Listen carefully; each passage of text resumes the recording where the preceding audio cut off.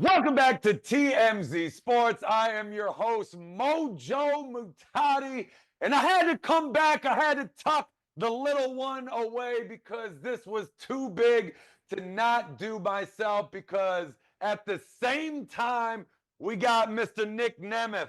We got Mr. A.J. Francis ahead of their big match at TNA Final Resolution December 13th in Atlanta, Georgia. You guys are competing for the TNA Championship.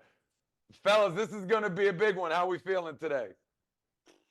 I mean, I would say age before beauty. I don't know how this works out, but as the champ, let's start and keep it cordial. TNA is kicking ass right now and have been slowly but surely for the last few years. And we've been the two of us, AJ and myself, have been very fortunate to, I believe, be adding a little fuel to the fire of TNA at the moment. And I've been everywhere I've gone, whether it's with TNA or all over the world, I've been defending that title and holding it high because I'm very proud to be just representing this entire roster with all the work they've put in and all the upcoming shows that we have. And we've bit off a big chunk, and I hope we can chew it up in the coming years of 2025. But the momentum is with us. The fans are believing in the product. They're watching slowly but surely TNA Impact on Access TV and TNA Plus app. And we're getting the names out there. And as much as I despise personally AJ Francis, he is doing a fantastic job in his role of getting people to talk about him and TNA and giving him a realistic shot. Because I'm not going to, you don't sit here and go, it's not the 80s and go, this guy sucks, brother, and I'm the best. Like, he's good. He's kicking ass. He's had a killer year. He gets in better shape every week. All of this is because he wants to be good at this. And I admire that. That being said, there is no way anyone's going to walk over me at this match for Final Resolution, but it is without a doubt one of my biggest tests as TNA World Champion, and I'm looking forward to burning that place down and stealing the show and walking out as champion. Hell yeah, man. I'm hyped up now. I couldn't agree more. You know, Nick, you said a lot of things that I agree with. This year has been a big year for myself, for you, for TNA. There's a couple things that little grievances that I have to get off my chest. First things first is my debut in TNA. The night I made Joe Hendry a star, the night I made Joe Hendry relevant, right? That night, you couldn't help yourself. You just had to show up at TNA. You couldn't let me have my shine. You showed up, and what'd you do? You waited to the end of the show. You snuck through the crowd. You couldn't even afford a ticket, and you ended up coming into the show. You know what I'm saying? I didn't appreciate that because you kind of stepped on my glory. Lo and behold, you go out, and you end up winning the TNA World title, and you're having one of the best TNA World title reigns of all time. You're defending it against all comers all over the world, and I respect that. But why am I the last in line? Why do I have to wait till Final Resolution? Why did I have to wait this long to get a shot? I think I know why. Because you know that you can't beat me. You know you can beat Joe Hendry. Come on, man. I've done that too. You know you can beat Eddie Edwards. I used to watch him at Ring of Honor in 2010 in Baltimore. You know what I'm saying? Those days are long gone. I used to watch you 2011 in Baltimore. You've been around, you've been doing it, you've beat some of the biggest and best people in this business, but you've never beat me. Even when we were in tag team matches, you never beat me.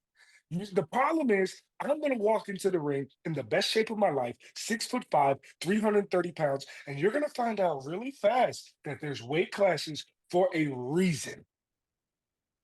Well, I mean, I look forward to this fight, obviously. And I mean, please don't imply that anyone was ducking you. Anybody who stepped up to me, if you've watched the show, if you've been in the locker room, they stepped up. And if I didn't say yes in 2 seconds, I said it in 5. Or if I said a yes in 1 second, yes, you're on. Santino stepped in and said yes or no.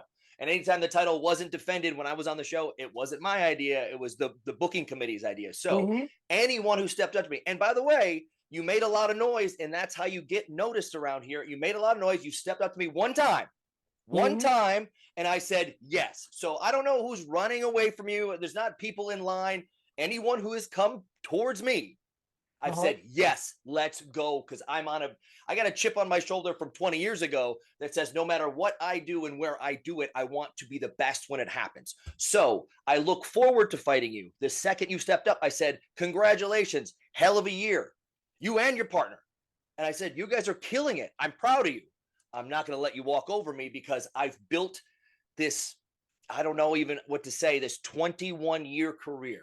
Absolutely. And it's all currently just cruising along, and not easily. I don't sleep much. All I do is think about, like, how can I be better? How can I outdo the last match I did? I look forward to this fight. One, first and foremost, again, another TNA sellout pay-per-view.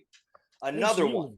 Well, let's And talk about the fact that everybody knew you were going to be in the title match, right? But as soon as it was announced I was in the title match, it sold out 2 days later. Let's talk about the biggest box office TNA match in history. That's how quick the tide turns. TNA Francis brings the eyes, brings the people. I've done it all year and I've proven it time and time again. I'm finally getting the respect that I deserve in this industry. A year ago, I was a joke. I was a laughing stock. People used to use me as a punchline for their terrible tweets and comments. But guess what? 1 year later, I'm the man that everybody wants to see. I'm the man that everybody wants to hear what they have to say. When I walk through that curtain at TNA, nobody's sitting on their hands. I got fans too, but I got a lot more people that hate my guts. And the best thing about that is it's going to be even sweeter when I beat you, someone they actually love, for a title they don't think I deserve in the first place. Well, first and foremost, if anybody beats me straight up, they deserve to be champion. And I applaud that. If that happens.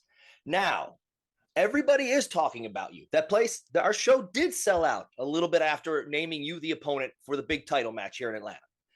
Now, people wanting to see you is one thing. People wanting to see me kick your ass is another. And when it comes down to it, I appreciate it. You are box office. You're big box office for TNA. Every other pay-per-view that as I've been champion has sold out also. Now let's call a spade here. That I'm doing my part, you're doing your part. Now, if it comes down to it, you talk all this trash, you're in the best shape of your life, having the best year of your life, and when I beat you on Friday and I'm standing over you, then what? What do you have to say then? Well, everybody knows I should get 2 out of 3 tries. Or like, what do you say then when the champion, who is slowly taking out everyone in the locker room, beats you on Friday? Then you go, well, maybe it's next time, or what's the deal? Because I don't plan on losing. Nick, here's the thing. I don't think that you have a chance at beating me. I think that you're overmatched and you're underprepared. I think that everybody that you faced before is nothing like me. I think that after Friday, you and the rest of the TNA faithful is going to be in for a rude awakening because I'm going to make TNA great again. I'm going to make heavyweights great again. And I'm going to take us into 2025 as the flag bearer of TNA. I'm going to do some things that nobody in the past has ever been able to do. And if by chance a meteorite hits the building and that's how I end up losing to you, then I'm going to look up and I'm going to shake your hand, Nick, and I'm going to say, job well done. I'm going to give you your credit. I'm not a person that lies and thinks that I can't be beat. But to beat me, you got to be like half silverback gorilla. I'm a different kind of cat. Whenever I step in that ring, I'm a certified killer, right? And you know that. You can dry all your grapples that you know. I know you're a wrestler. I know, but even in wrestling, what was your weight class? I mean, I don't think that's relevant, but 165 all 4 years, no big deal. But, you know, it's since there are no weight classes, I've been world champion in a weight classless world of pro wrestling. Okay, so I appreciate that you're bigger than me. How much do you weigh now? I don't know, 210. 210. I was 210 in 7th grade. Okay, these are things that you're not taking into account. I'm gonna pick you up and I'm gonna spin you like pizza dough. I you know what? I was picturing that and it seemed kind of romantic, but also I could see me picking you up and body slamming you, and that would really, really make my mark as TNA World Champ. Not just becoming champion, not just beating you, not just having you talk all this trash and then lose, but actually picking you up off the ground, which would be a feat. And I mean this in the most positive way, because you are a real life heavyweight, and this business has become middleweights I Yeah. understand that. And I applaud It's you. become And a lot of little boys in little clothes. well, I wouldn't say that. Just some of us, are 5'11", 6 foot. No big deal. There's no problem with that. That's it's more the fighting in the person than the height of their person. If you have to say 5'11", 6 foot, you're 5'10". Oh, I'm 5'11". I don't do the fake 6'1". I said 5'11", 6 because like I was saying, people my size. Plus you wear boots. I got you. I actually wear the boxing ones with the little wrestling bottom. No big deal. No one cares. That's all right. It's not about size. It's not about height. It really is about having like, I don't know, fighting spirit. And I mean this in a positive way. Like, you run your mouth constantly. And for the most part, it really gets eyes on the product and works. And I applaud it. Now, sometimes it bites you in the ass. And I really think there's not going to be a meteor. There's not going to be a bulldozer knocking down the ring and standing over the top of you. I genuinely think you're going to hit me with everything and I'm going to get back up every damn time, maybe a little later each time. But before 10, I will get to my feet because I won't quit. I won't stop. I want to be the best champion ever. And I welcome this opponent because I've been watching you for this year. I've watched you be successful and be focused on getting to the top. And I love that. I love that for our roster.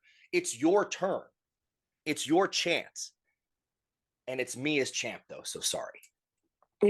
Appreciate all that. right, guys, I gotta jump in here because as much as I hate to do it, this conversation has been incredible. I gotta pivot this thing. I mean, obviously, this matchup is going to be incredible. Two unbelievable athletes with very well documented pro wrestling careers. Before pro wrestling, AJ, obviously, you played in the NFL for a number of years, a starter in the NFL at defensive line, perhaps the position that requires the most strength of anything on the field. Nick, collegiate wrestler, you're in your school's Hall of Fame at Kent State. I believe you had the record for most career wins in school history. So the backgrounds are incredibly legitimate, incredibly competitive, which makes this match all the more compelling. And then, oh yeah, you guys have been doing this for a very long time. I mean, you talked about waving the flag, especially as Nick has that massive American flag over his shoulder. Very much enjoying that. What does it mean to be waving the flag for this company in 2025? Where is TNA headed? You said it. This is the most exciting it has ever been. Big things coming up. Total rebrand this year. What's 2025 looking like? Nick, I'll start with you. Whoever's at the helm as world champion. And I welcome that to be whoever is the best flag bearer for the company to keep it rocking and rolling. And I know I won't be champion forever, but I don't plan on losing anytime soon. But the best part is the last couple of weeks, we've made some big announcements. We're going to New York. We're going to LA. We got some big pay-per-views and we've got some big arenas to fill. And this one is going to be on us. We're going to need AJ talking his trash. You're going to need me stealing the show every night, but we both will continue to, no matter what the situation is on Friday.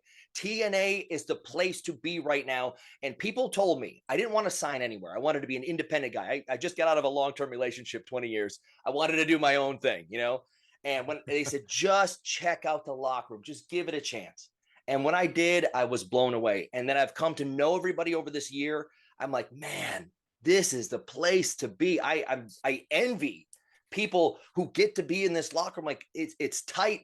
We're all fighting for the same cause. But when it comes down to individual matches, whether you're fighting for the X Division title, whether you're fighting to get in that number one contenders match that is also in Atlanta on Friday, no matter what the situation is, we're all on the same team. We're all rocking and rolling off this cliff as like the place to be in 2025. But when it comes down to those individual matches, not just stealing the show and trying to let everybody come check this out, it's wanting to be the best.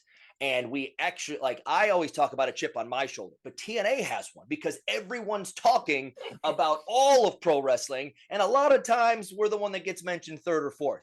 And we take that to heart. It's like, it doesn't change our lives. It does. I don't lose sleep over it, but it makes me want to stand up and shout when I get a chance that says, this is the place to be. Check it out. The infrastructure, the people behind the scenes, Tommy and Gail and Ariel, everybody wants this place to rock and slowly but surely become the best professional wrestling place on the planet. And we're getting there every day. I look forward to leading that charge. AJ, right behind me. Silver medal's pretty good too. First of all, I'm going to have gold, especially your gold. But I want to talk about the fact that if it wasn't for, you mentioned Tommy Dreamer, I wouldn't be in this position. Tommy is the reason that I am here in TNA, and I've been given these opportunities that I've deserved for years. And that's why I love TNA. I love the fact that I can be one of the people that is the flag bearer for TNA. And also, I love the fact that it's put me in the position to knock your head off on Friday. I don't know if you can see this jaw, but it's been bro kicked a lot and it's gotten right back up. No big deal. I haven't had as much work done as everyone thinks, but it's not all fillers. I can take a punch and get right back up. It's kind of my thing. But I look forward to taking your punches and giving them right back, because this match, I'm telling you right now, when the trash talking is done and we're in the ring facing each other off, this match is going to be something special that leads TNA into 2025, no matter how it ends. We know how it's ending, but no matter how it ends.